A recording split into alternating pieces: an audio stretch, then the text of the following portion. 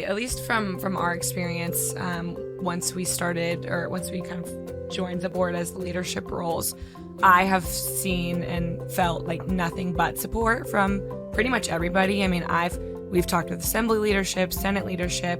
We have a coffee with the fellowship director later today. There's older staffers, senior staffers, even younger staffers that are helping us behind the scenes.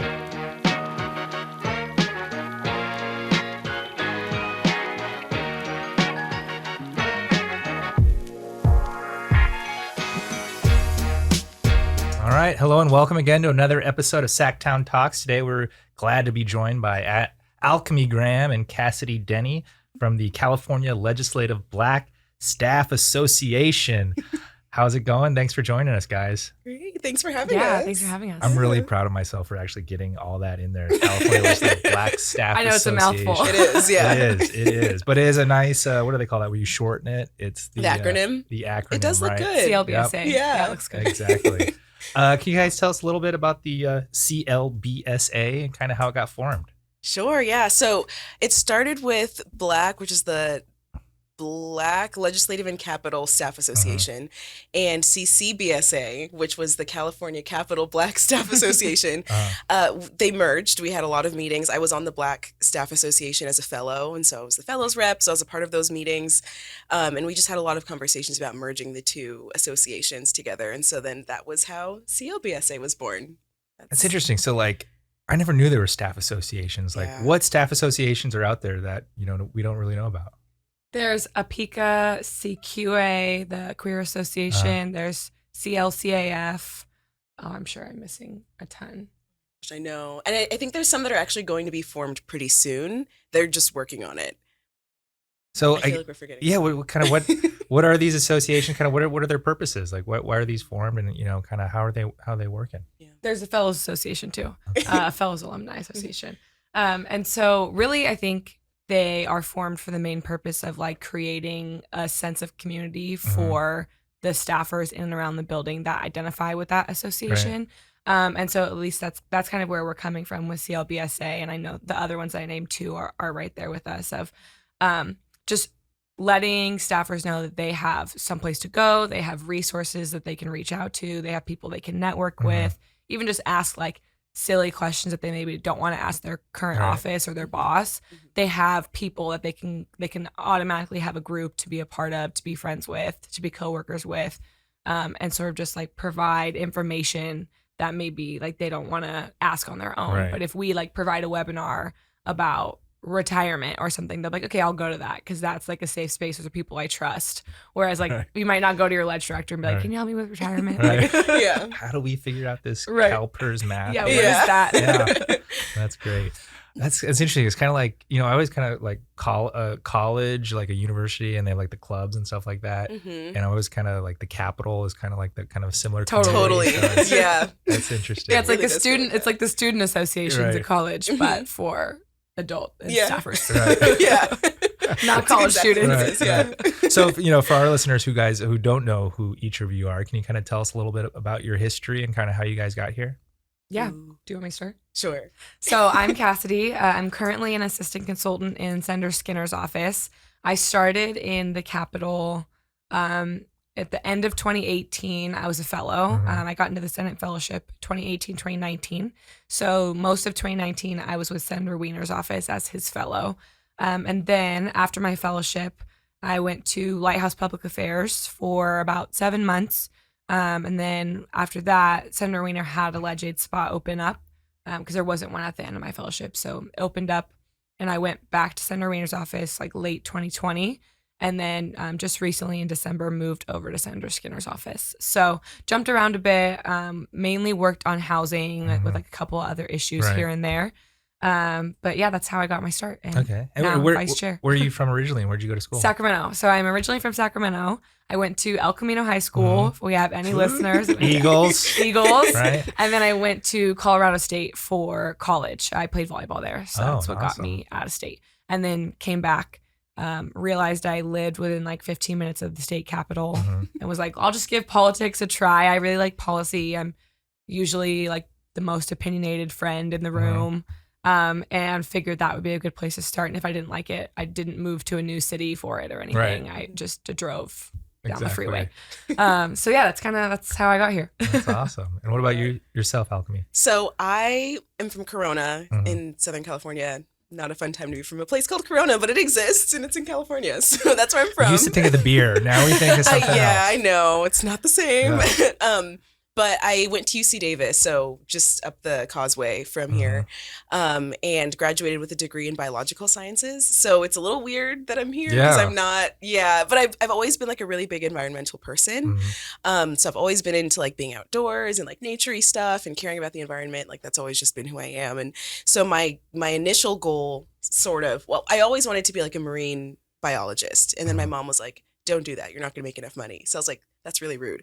So she's like, have you considered law school? How does she know? Yeah, I'm like, you're not even, anyway. But she's like, you should consider law school. So I looked into going to law school and then just realized like, that's really not my path. And I didn't know what to do. Good choice. Yeah. So I was like, it's fine. I'm just lost in life. I don't know what I'm going to do. Quarter life crisis. And then I have a friend, Fred, who is our lobbyist liaison at the moment. He went to a rival high school of mine. So I went to Centennial, he went to Santiago. We both went to UC Davis, so I've known him for a while. And he did the fellowship with Cassidy. He did the Senate Fellowship, I did the Assembly Fellowship, but I only did the Assembly Fellowship because I shadowed him for a few hours and I was like, oh, this is actually a really cool gig. Like, I kind of want to try this. So I applied, got into the Assembly Fellowship, and I was a fellow in Assemblymember Bennett's office where I mostly worked on environmental stuff and the occasional housing thing, the occasional utilities and energy, public safety, and budget sub 3. So like budget, environmental budget stuff and transportation budget stuff. So that was like what I did.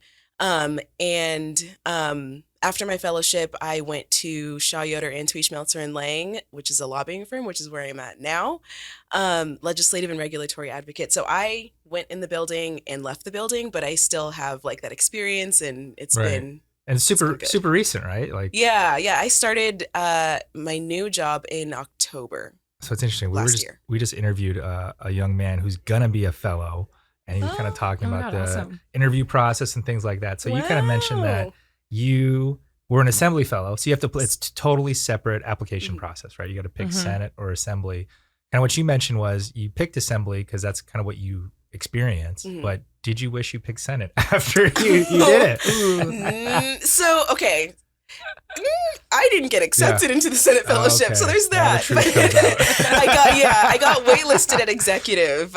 So it was between Assembly and executive, but I'm really glad that I went Assembly because I didn't know anything that I wanted to do. I just knew that I was interested in environmental stuff. So being in the Assembly Fellowship, I got to work on a lot of different things. I think from the friends, just hearing from experiences with the friends that I have in executive, they just kind of worked on one thing because they worked with one agency. Right. So like the Natural Resources Agency, for example, like they just work on environmental stuff, which is great, but I wouldn't have gotten to know about other things. And I don't know if I would have gone into transportation like I'm in now. So. Interesting. Yeah, really and so great. You were a fellow during COVID, right? Yeah. So did you even get to go to the Capitol or like? So the fellowship started. I started officially with my office in December, and I don't think I went into the office until May. And then the fellowship was over in September. So, and even then we were only going in intermittently. When we actually did start going in full time, it was obviously masks all the time. It wasn't really a hybrid setting. It was just, every day. Right. And then during summer recess, it was a little bit more lax. So, we weren't entirely in all the time, but it was, I was there, and now there's construction. So I kind of feel bad for the upcoming classes because they're going to be in the swing space. But yeah, it's interesting because I remember like in the early 2000s, there used to be such a great social scene in the Capitol. And, the speaker would have parties and receptions and each office would have like parties at the end of session and things like that. And it's kind of slowly died. There used to be like end of session potlucks and things like that. Yeah. Oh my God. But my fellowship year was the last pre-COVID year. And we had that like end of session potluck. And it was so much fun. And and all the fellows now are like, that sounds great. I'm like, it was so great. Yeah. And so how weird is like a new staffer coming in now, like you don't know anyone, you don't know the other offices or how things work. So you can see how an association like this would be really helpful. Can you kind of talk about kind of what you guys are working on right now, kind of with staff currently and and new staff coming in? Yeah. So that's a really good question. We've got a lot of things that are sort of cooking. I know just off the top of my head, one of the things we're working on with all of the other staff associations, not just the ethnic staff associations, but I know that the Capital Queer Association is included. Subtle plug because I'm also on that board. But we're working on a health policy initiative, sort of policy academy kind of thing. I know last year we did do policy academies, and by we, I guess I mean Black because CLBSA didn't exist yet. But we did do policy academies last year where we worked with like water, transportation, and energy, I think, were the 3 areas. And I did the Transportation Policy Academy. This year, I think we're still going to be doing that, but this one is a little bit different where we're focusing on health issues. So that one is going to be coming up starting mid-September, and applications close on the 15th, so in a week. Okay. And so that's something that all of the policy academy, or all of the ethnic associations and the Capital Queer Association are accepting applications for. I don't know that you necessarily need to identify with any of the associations in order to apply. I know last year it wasn't like that, so I'm not entirely positive, but I know that that's something that we're really excited about because it's allowing those minority communities to be able to sort of infiltrate the health space where it can be really segregated, and it can be really racist, and it can be really just like, it could just be a really unhealthy space sometimes.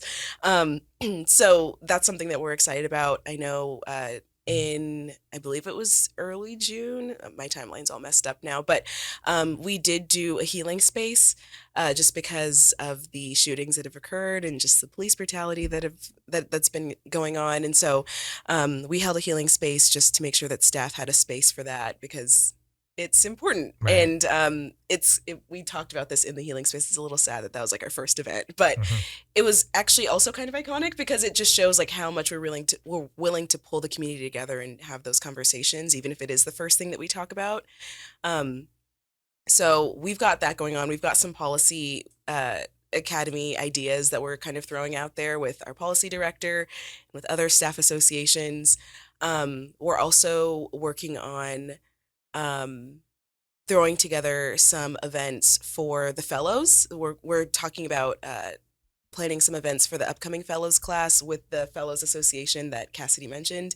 There's nothing in the works just yet, but we're just kind of spitballing some ideas there. So yeah, I guess it's kind of cool. I guess you have something to add. I was going to say, we also are working on putting together a clothing drive with CQA for like, I guess anybody, and people can come and donate their like gently used business clothes for like incoming staff, fellows, anyone who needs new clothes.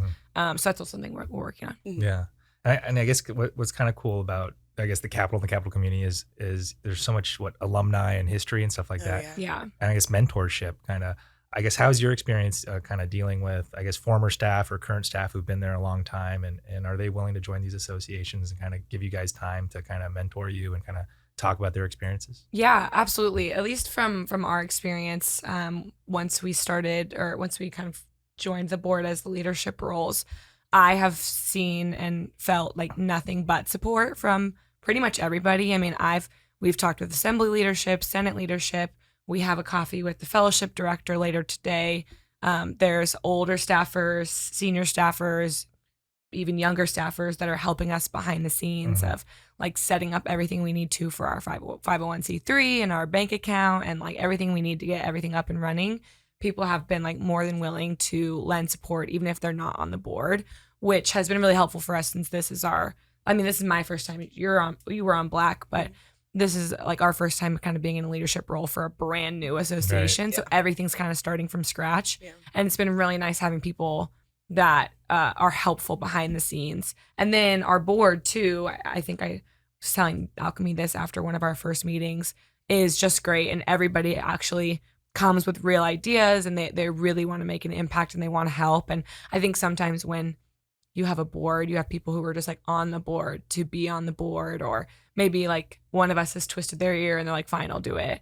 But our board actually like really wants to help, and we have like hour-long meetings of people, and we have to cut off. We're like, okay, sorry, like we don't want to take up this much of your time after hours, like everyone go get dinner, but keep these ideas for next time. And so that's also been really cool of just the support from the outside, and also all of the like collaboration on the inside has made me excited for this year.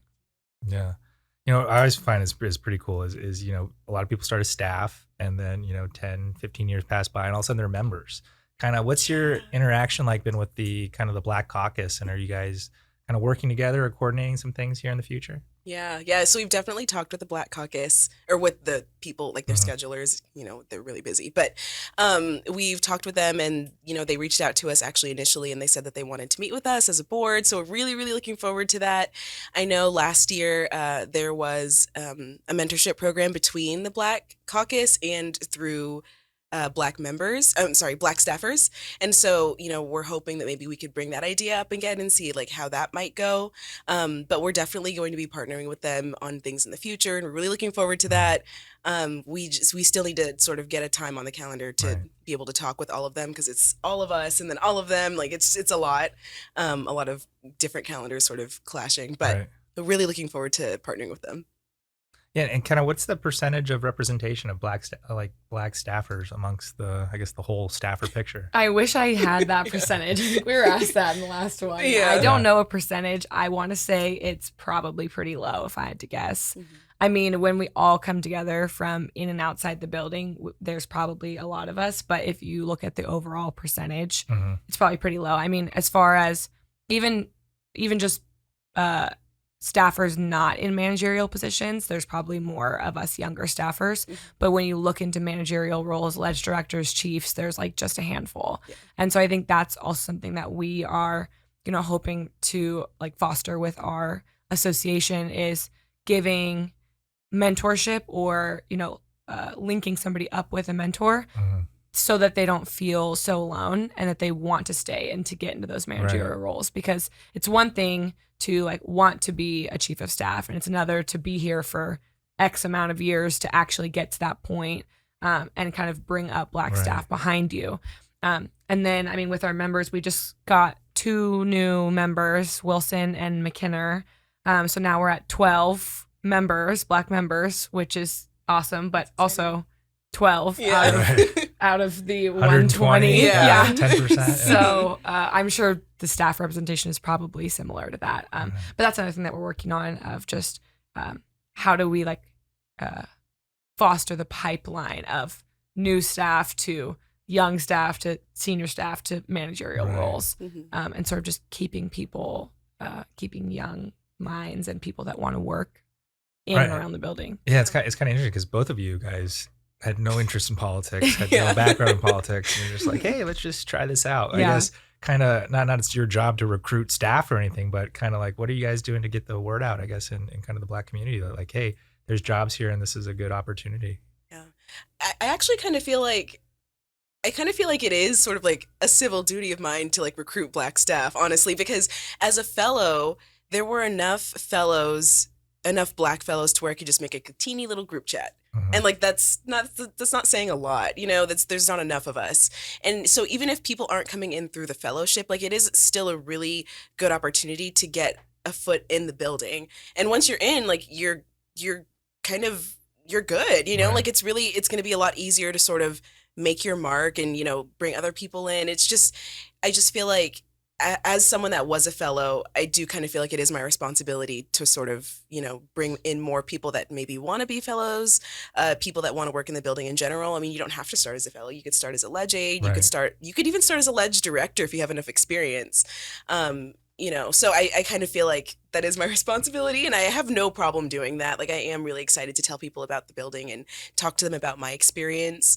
I know that we're planning on meeting with someone, I think next week, potentially virtually, with the UC Davis Black Law Student Association, which kind of has a little spot in my heart because I was on the Pre-Law Student Association, the Black Pre-Law Student Association, when I was at UC Davis. But it's just, putting ourselves in those positions to where we can educate students, people that are graduating, people that have graduated already and just have that interest, or don't even have an interest at all, kind of just like plant that little seed and just, kind of help infiltrate the space a little bit more. Yeah, and that's something I had a meeting with pro tem staff a couple weeks ago, and it was really great. And the one thing that he threw out was us going to student associations, and not even like, maybe we talk about the fellowship, but we also just kind of talk about a day in our life at the job. And if there's anyone that's interested there, like, then we can sort of bring them in and link them up with someone on the board or a different member, and like kind of get the word out that way,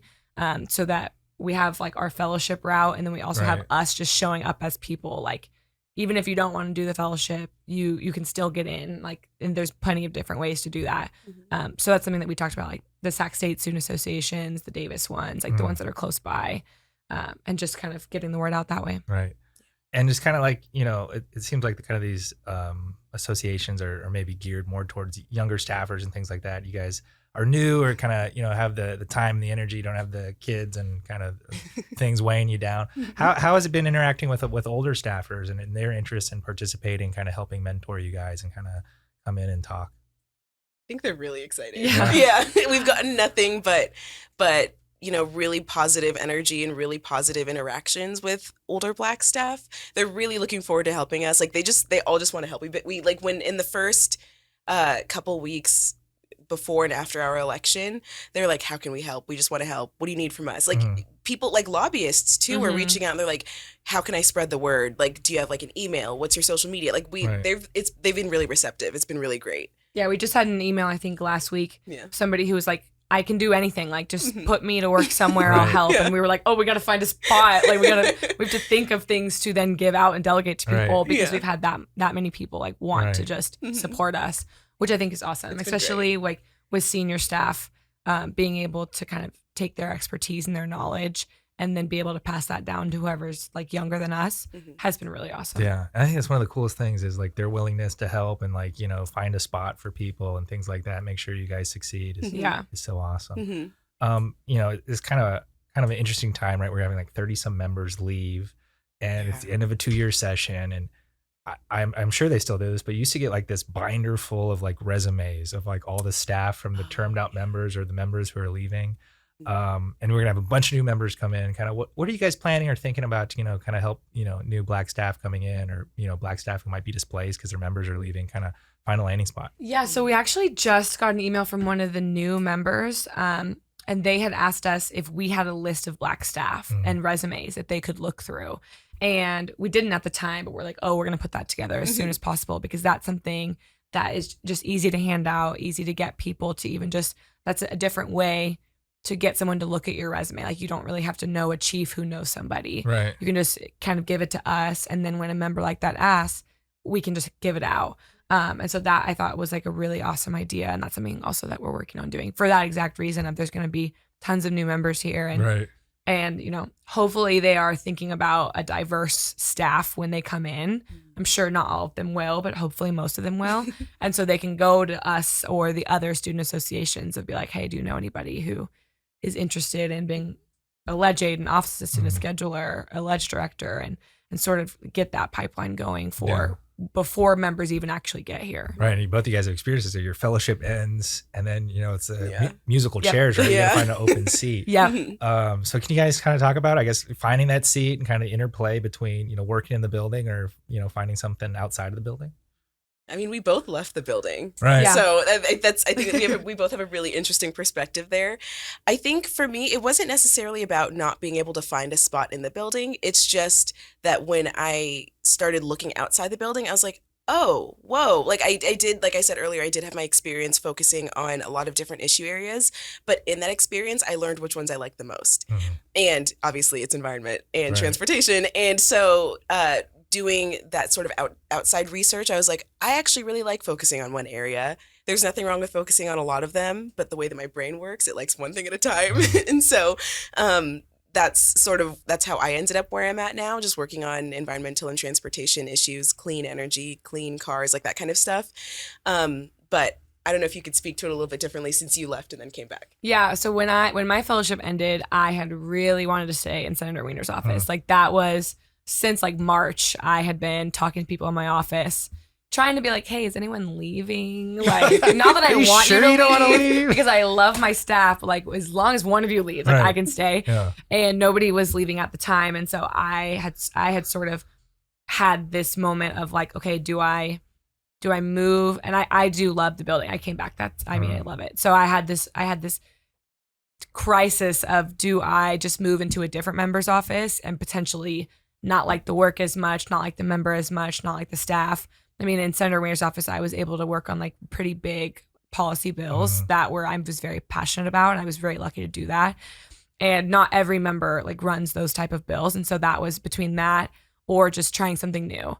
And originally, I had gotten into the fellowship thinking that I'd gotten into the fellowship only knowing about lobbying. Like, I didn't really know about staff work, and so when I came into the fellowship, it was to then go lobby afterwards. So then when I wanted to stay in Senator Wiener's office, that kind of threw me off. And then when I couldn't stay, I was like, well, I should maybe just figure out if I actually want to lobby now, Right. instead of in 5 years or 10 years, and then I don't like it. And so I was able to work at Lighthouse. I started there in December, and then the pandemic hit in March. So it wasn't like totally lobbying, Right. I don't think. But then when Senator Wiener had called me saying that he had a spot open, I was like, well, I have to go back. Right. Like, this is the job I wanted calling you. originally. Yeah. So a little bit different, but just being able to have a new experience and just try it out, like, while I'm still young and while I can, no kids, no partner. Right. So like, I was able to jump out and then decide if I wanted to come back in. And there's kind of the cool interplay, right? Like, there's kind of this game you have to play, right, as a staffer, where to get paid what you want to get paid, you kind of have to go back and forth a little bit, right? Maybe you have to go from Assembly to Senate, or third house back in. So Yeah. it's always something you don't know unless you talk to other staff to kind of figure out how to play the game, how to get the best salary, the best benefits, things like that. And everyone's path is different, so that, like, I think I kind of fell into that at the end of my fellowship, like, oh, well, this person did this and they're making this much money, and this person did this way differently and they're making this much money. And so really my ledge director at the time was just kind of like, your path's going to be different, and unfortunately for you, I cannot tell you what that's going to be. I know you want me to say this is what you should do, and that's how my brain works. Your Like, please just journey tell is me what's unique. going to be the best, because I Right. can't figure it out. But you kind of just have to figure it out for yourself. And then now I'm telling my fellow the same thing. And I'm like, I know this is a really annoying answer, but it's your path, and it's going to be Right. different than mine. It's going to be different from Alchemy's. Yeah, because they're going to have 30 some members they can apply for. Exactly. Right? Yeah. And my fellowship was the first year of a 2-year session, which is always different than a Right. second year. True. And then, Alchemy's was COVID, which is a lot different than mine, which was, you went to coffees and had Zooms. A lot of Zoom Yeah. friends, Yeah, we like Yeah. vote counted in person. We knocked on doors. We just dropped by. Can't Like, imagine there's that. it's way different now. Right. Yeah. Oh, that's funny. So, a lot of like has come up like in the news and staffer. There was like a staffer Instagram thing, kind of like venting about, their bosses and things like that. And there's talks about kind of like staff unionizing. I think there's a bill pending right now. Yeah. Kind of what are you guys' thoughts? Kind of what are you guys hearing from staff about kind of some of these things? Yeah. So people have definitely, I don't know if people have reached out to you, but as a former staffer, people have definitely reached out to me and been like, hey, can you help out? Like, you can call in and not be anonymous. Unfortunately, I was on vacation. So I was like, I can't call in at all, actually. Yeah. Different time zones. Yeah. But yeah, definitely people have called and asked, like, hey, could you help support this bill? Would have been completely happy to do it. Of course, it would have to be separate from CLBSA because we can't take any legislative positions on anything. So it would have just been me as an individual. But I mean, that's definitely something that folks have reached out about. Like, we can't do much as an association, but individually, apart from the association on our own time, that is, we've definitely gotten a lot of outreach about that. Yeah. And then as far as like the Instagram account goes, I think that is a unique situation because I think that it stems from staffers not feeling supported. Yeah. And so they feel like this is the only outlet that they can go to be heard and to be taken seriously. And so when we had the opportunity to kind of spearhead CLBSA, that was something that was really important to us of like, okay, if there were any Black staffers that called in or posted to that Instagram, I want them to be able to come to us instead. Like, and I want them to feel comfortable, like going to Senate leadership through us if that's where they are, or assembly leadership through our assembly liaison if that's where they are, or third house if that's where they are. And instead of kind of just posting into this anonymous void, like who knows on the other end of that? I was like, yeah. So like, wow, that was something that was very Yeah. telling to me of like, I want you to be able to come to me instead. And Right. like, you know, I can set up a meeting with leadership who have like said that they're very willing to be involved and to be helpful and to hear new ideas about how they can support kind of from the top down. And instead of them, just shouting into the Instagram void about their member they don't like. And like, maybe if they had a more supportive staff, that situation could have ended differently for them. And, you know, I felt, you know, I had such a positive experience working the building, and it's kind of hard for me to believe that people have bad experiences. And so it'd be so welcoming, you know, if someone was having a problem, that there was someone they could go to where they could get help, you know, resolving things. Other than, you know, it turning into, you know, some sort of. Exactly. And even just like having us be a little bit younger, like we're not, I guess, as intimidating as like your chief of staff or like going to leadership. And so maybe we can be like that middleman of like a safe space and ear to like either just listen to them or be like, okay, what are the next steps, instead of having to like file an HR report like with your chief or go to like the workplace conduct unit, something like maybe people don't want to take that big of a step. But yeah, I was the same way. I mean, I had a great experience and I'm having a great experience. And so it's always sad for me to hear people that don't, because I know there are offices out there that you maybe don't have like that support, but if we can do anything to supplement that support with our board, then like we're going to do it. No, that's great. And so what, you know, you guys are a new association, you guys are, you know, up and running, probably a lot of new stuff, a lot of things you're running through. What are some of the challenges you guys are kind of seeing and kind of getting started and, you know, really getting your foothold? That's a good question. I'd say the first thing that comes to mind of challenges is, where do we start? Like we have all these ideas and we want to be really helpful, but we also understand that there is like, people only have a certain capacity for information, and it can't be too much, but it can't be too little, and it can't be too overwhelming. It needs to actually be helpful. And so I think that's where I think I'm at with, where do we start and what will actually be the most helpful? Like, okay, I think the clothing drive is like a good place to start. That will be super helpful. But then after that, like, what webinars will be helpful? What trainings do people want? Do people want brown bags with, do you like what's the she shares? She shares. Yeah. Do we want to do something like that where we like literally set people up with a mentor and they get coffee once a month? Or do some people that are more like introverted not want to do that? Would they prefer to just listen to a webinar about something? So that's kind of where I'm at with, like, we have all these ideas and we want to do so much, but we want to make sure it's actually helping people, and we're not just like putting out blank pieces of paper that we're like, look at us doing so much, and like no one's actually reading it. Deleting the email. Right.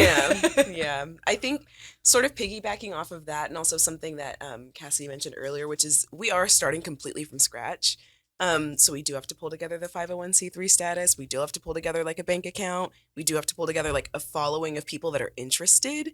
And so, you know, we have to start, you know, with social media from scratch, email, like it's just reaching out to people and trying to get those connections started and get that networking going, so that when people do join as members, they do have people that they can reach out to. It's not just like, I'm a member of this association and now what, you know? So I think that's been a really sort of challenging spot, is just trying to figure, and we do have a lot of support. So we are getting help that we need in terms of getting those things started and getting them up and running. But it's been really difficult. Like, I didn't realize how much time that would take. And I just feel bad because, you know, like when this all started, we were like, meetings are going to be short. I don't like long meetings. So if the meeting goes over an hour, I'm going to get cranky.